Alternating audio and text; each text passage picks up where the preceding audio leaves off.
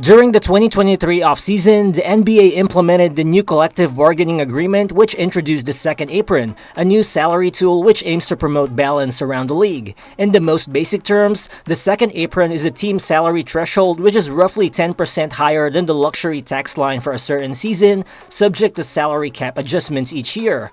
And this second apron is so dreaded because teams whose salaries fall under it are subject to some harsh penalties and restrictions. Basically, teams who fall under the second apron can't send out multiple players in a single trade, they can't send out cash in any player deal, they can't sign and trade their own players, and even in free agency, they can't use their mid-level exception to sign players from the buyout market. But also, once a team falls under the second apron, their own first-round draft pick 7 years in the future actually gets frozen and can no longer be used or traded. And since the introduction of the second apron 2 off-seasons ago, we've already seen how it was able to limit championship teams' abilities to extend their windows for title contention.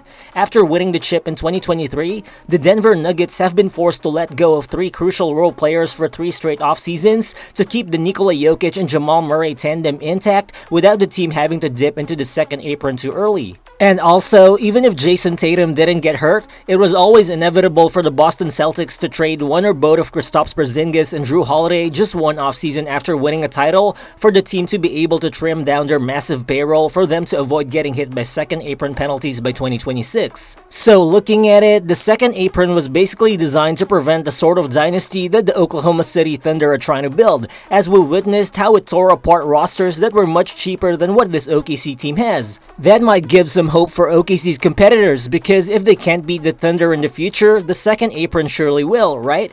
Well, not exactly. Because of how Sam Presti and the Thunder's front office have carefully built this roster with proper drafting and strategic accumulation of future draft assets, there is a realistic path for OKC's core to stay together for the next 6 years or even beyond. So in this video, let's talk about why the OKC Thunder are primed to build a dynasty despite second apron limitations, and why the second apron might even actually help the Thunder more than it hurts them in the long run. So let's get to it.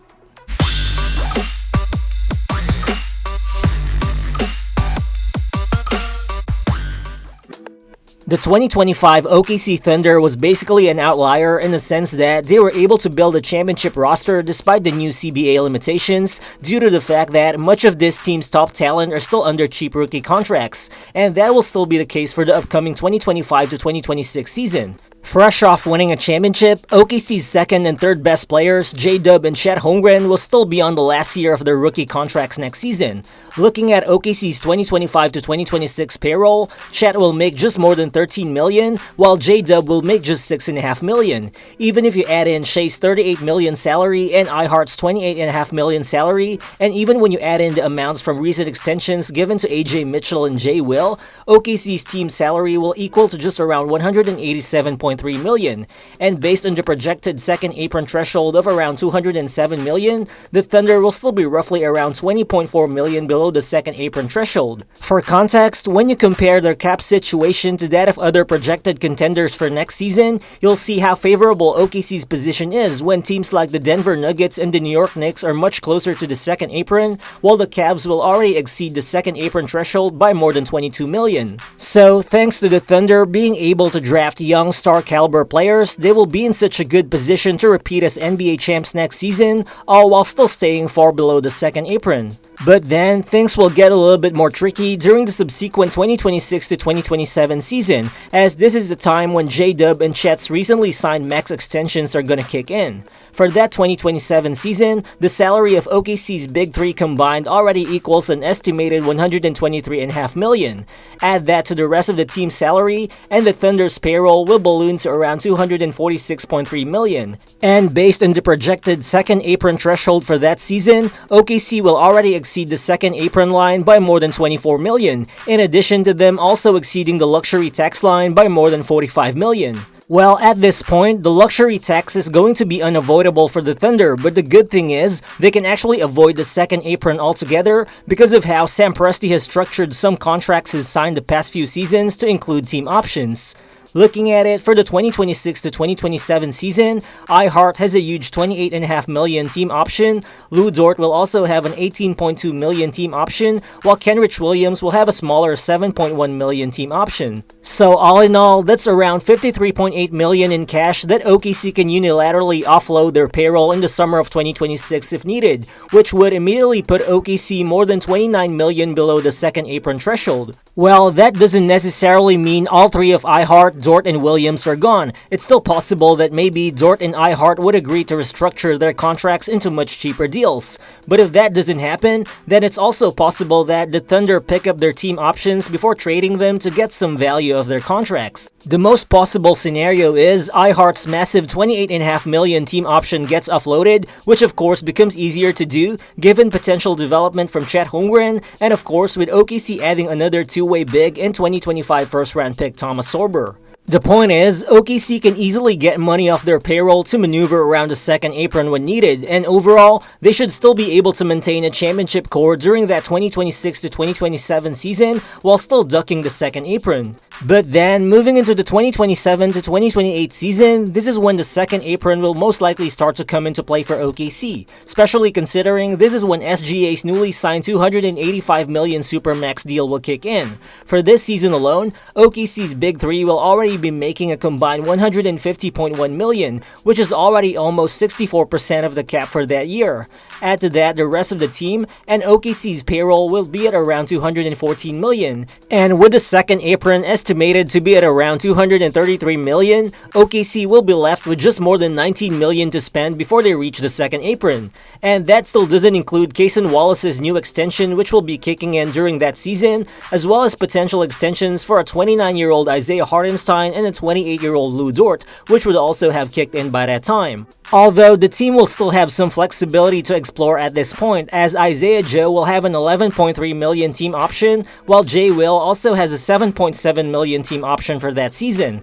Offloading those contracts could still give OKC some cap relief, but at this point, the Thunder will most likely already be entering second apron territory. Again, by this time, we're already talking about the 2027 offseason, wherein Shai will be 29, J-Dub will be 26, and Chet will be 25, meaning this is when OKC's Big Three will be entering the heart of their prime years, and by that time, Sam Presti will have a much better sense of what an optimal team centered around Shai, J-Dub, and Chet should look like. So by then, it will be much easier for the Thunder to move veteran role players, and during that 2027 to 2028 season, Alex Caruso will be earning $20.9 million, but he will already be 34 by then. The Thunder could choose to trade him to be able to fit Cason Wallace's rookie extension. Also, as great as Isaiah Joe and Jay Will are as role players, they are definitely expendable, and the Thunder could find their replacements in the next two NBA drafts. So they could definitely be traded by the summer of 2027 to accommodate the next contract of Nikola Topic that will kick in by the 2028 to 2029 season. So overall, I think we can presume that OKC will already be a second apron team by either the 2027 to 2028 season or 2028 to 2029 season, or potentially both, which I think gives OKC that 2-year window to go deep into the second apron and spend as much cash as possible. Because beginning the 2029 to 2030 season, things will change significantly. By this time, because OKC has already been a luxury tax team for the past 3 seasons, they will also now be subject to the repeater tax, which is a penalty imposed on teams that exceed the luxury tax threshold in 3 of the past 4 seasons. And also, by this time, the Thunder would also have been a second apron team for 2 years already, which means they will also have been facing second apron penalties at this point. But then the question is, in the long run, will those penalties really affect the Thunder that much? Think about those second apron restrictions we talked about earlier, like not being able to match salaries in a trade or not being able to use the mid-level exception to sign players off the buyout market. Basically, those penalties were designed to make it harder for teams to acquire players from the outside. But then, the Thunder actually don't really need external additions. They already have a dominant core and their team is remarkably young. And of course, they have 10 first-round picks and 17 second-round picks until the year 2032, which they can utilize to draft high-level players players on cheap rookie contracts to eventually replace expensive core pieces to make sure that their big three is sustainably surrounded by a winning roster right at the heart of their primes. Well, sure, because OKC will most likely be a second apron team beginning the 2027 to 2028 season. That also means their own first-round pick 7 years down the line beginning in 2035 will actually get frozen. But then, OKC just has so many draft picks from other teams that they can afford to lose value in their own picks. So, looking at it, the Thunder might be practically immune to the worst effects of the second apron, and that is something you can't say for the rest of the league. Most teams would have to add veteran talent from the free agent or the trade market, and when that talent becomes expensive, most teams won't have an endless cycle of prospects to replace them the way OKC does. Most teams will have to build their rosters the normal way that the CBA planned the second apron around, meaning most teams would need to add money using trades and would need to sign free agents to be competitive. But OKC wouldn't have that problem for a very long time. Well, for sure, the second apron will still be limiting the Thunder, but it's gonna hurt them far less than it's gonna hurt their competition. So in that sense, the second apron might actually be a positive for OKC. Well, there are a few teams who have seemingly already followed the Thunder's blueprint in terms of roster building, such as the San Antonio Spurs and the Houston Rockets, who are also going to be less vulnerable to second apron restrictions because of how both teams have been able to develop young talent and stack future draft assets. But so far, no other team has limited the impact of the second apron as effectively as the OKC Thunder.